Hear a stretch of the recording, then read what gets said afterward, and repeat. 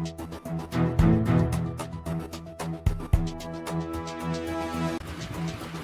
દર્શક મિત્રો, હું છું આપની સાથે યશ ગુપ્તા.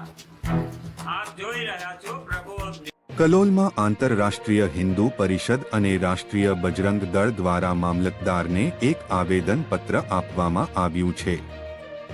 આ પત્રમાં ગુજરાતમાં તોડવામાં આવનાર મંદિરોના વિરોધમાં શાંતિપૂર્ણ અને લોકતાંત્રિક આંદોલન કરવાવાળા આંતરરાષ્ટ્રીય હિન્દુ પરિષદના પદાધિકારીઓની ધરપકડ અંગે વિરોધ નોંધાવવામાં આવ્યો છે.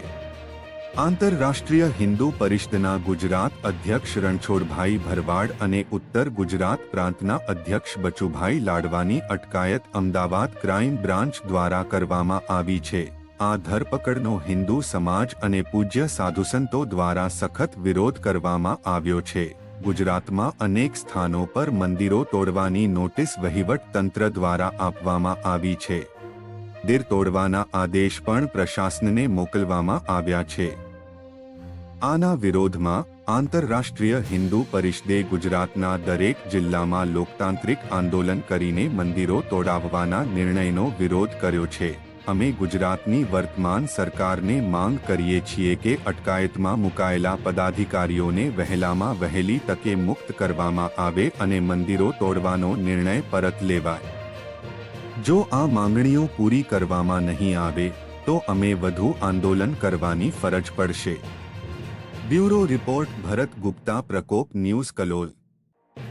करीबन 20 साल से सुप्रीम कोर्ट ने यह आदेश दिया है कि मस्जिद पर से लाउड स्पीकर वगैरह बंद होने चाहिए, लेकिन सरकार ने इस निर्णय पर कोई कार्यवाही करने की बजाय जो हिंदू मंदिर हमारी हिंदुओं की आस्था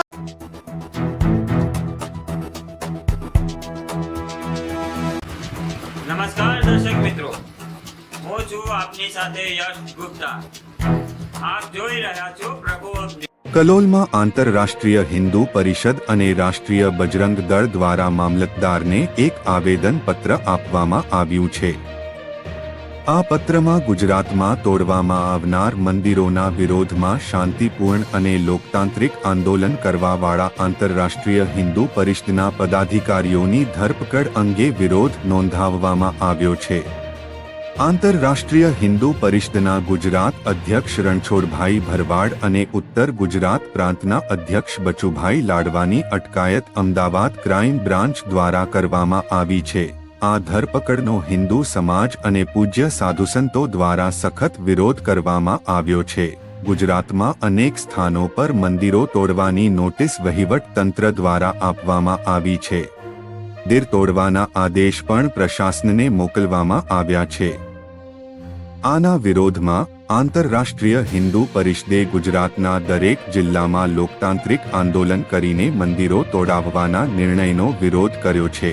અમે ગુજરાતની વર્તમાન સરકારને માંગ કરીએ છીએ કે અટકાયતમાં મુકાયેલા પદાધિકારીઓને વહેલામાં વહેલી તકે મુક્ત કરવામાં આવે અને મંદિરો તોડવાનો નિર્ણય પરત લેવાય. જો આ માંગણીઓ પૂરી કરવામાં નહીં આવે તો અમે વધુ આંદોલન કરવાની ફરજ પડશે. ब्यूरो रिपोर्ट भरत गुप्ता, प्रकोप न्यूज, कलोल.